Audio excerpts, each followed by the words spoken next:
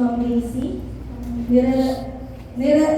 First of all, remove all the accessories, jewelries. Kapag marami kayong ginto, ibigay niyo na lang sa akin.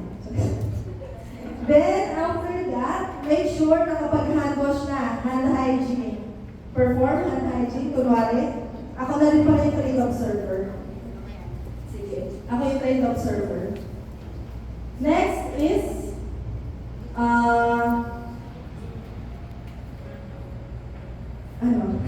wear the inner gloves.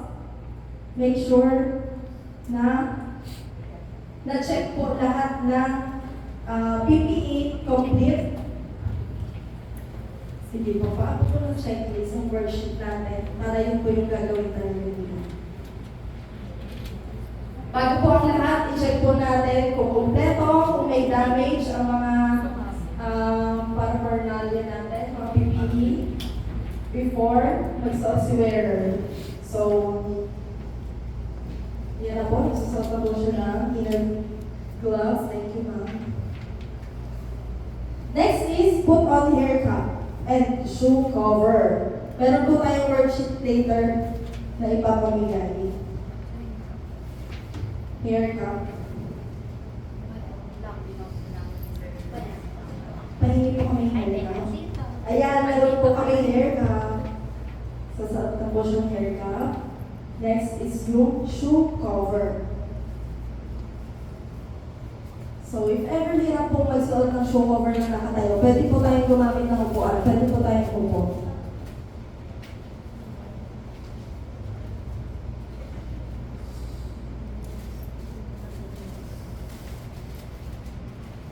Then, okay. Next is, wear the N95 respirator. Ito po yung sinasabi, yung ina-explain ko kanina. First, kailangan po nakahang yung strap sa ilalim ng kamay natin.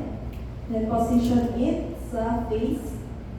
Put the strap, upper strap, followed by the lower strap. You can do it. Then, make sure po na yung strap, hindi po siya twisted. Hindi po siya pilipit hanggang sa likod. Kasi pwede po yung makakos na hindi pagiging sealed ng ating respirator. Then, pinaperform po niya yung holding of the nose piece with 2 hands. Okay? Then, followed by the seal check. So, yung trained observer, i-check po kung may strap na nakapilipit sa likod and any damages. So, wala naman po. Next is, put on coverall. So, sine-check muna if merong damage or tear sa coverall natin. Kasi may mga times po na na-encounter kami, butas yung isang part or yung zipper sira po. So, kailangan i-check natin bago natin ito. Ngayon po ba gumagamit pa po kayo yan? Hindi na. So, dapat alalahanin natin kasi hindi natin masasabi ang panahon, kailangan prepare tayo lagi. So, ang ginagawa po namin, kayo ba? Kasi may expose pa po sa shoes na. Ang ginagawa po namin, hindi po namin lahat tinataas yung sa leg part. Yung half lang po, para matakpan yung naka-expose sa shoes. Yan po. So, wala na pong naka-expose. Sige po, run pa po yung model para makita ng lahat. Perfect ka dyan. Ayan. So, yung hood po, sinuot na po niya. Then, next is yung zipper.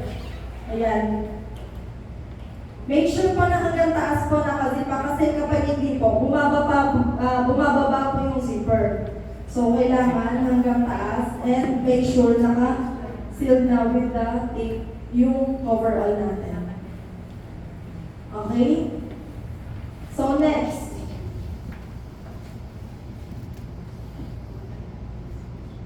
Next is yung nandun pa rin siya sa tape. O, kunwari na lang po, na-tape na, ha? Lahat po yan, na-tape. The next po, magbubutas po tayo sa natin using our thumb para po maiwasan yung pag-angat-angat nung overall natin. Ayan, ang bilis niya nabutasan na. Perfect. Ganyan po ha, kasi minsan po gumaganon yung sleeve natin. Oh. May action star pala. So, para po maiwasan, kailangan may hawak-hawak pa rin tayo sa PPE natin. Then after that, make sure wala naka-expose na skin. Maglalagay na po tayo ng outer gloves. Make sure po na tama yung size ha, kasi meron pong nagsusukat ng sobrang liit. Ang nangyayari, napupunit po agad. So, kailangan tama yung size ng gloves natin. Also, yung size ng coverall po, kailangan tama. Kasi may times na sobrang laki ng coverall. Sumasabit siya sa mga gamit sa facility. So, pwedeng makapunit din ng coverall. So, make sure tama lang yung size ng PPE natin.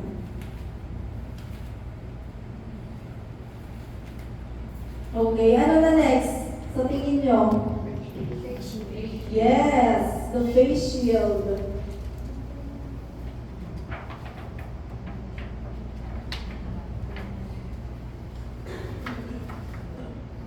Ayan, so, ang trained observer po, kailangan i-check ang paligid, ang pati likod ng wearer if ever may naka-expose na skin para maiwasan ang contamination sa inner clothes and sa katawan natin. So, ayun po, makikita niyo po ang model natin.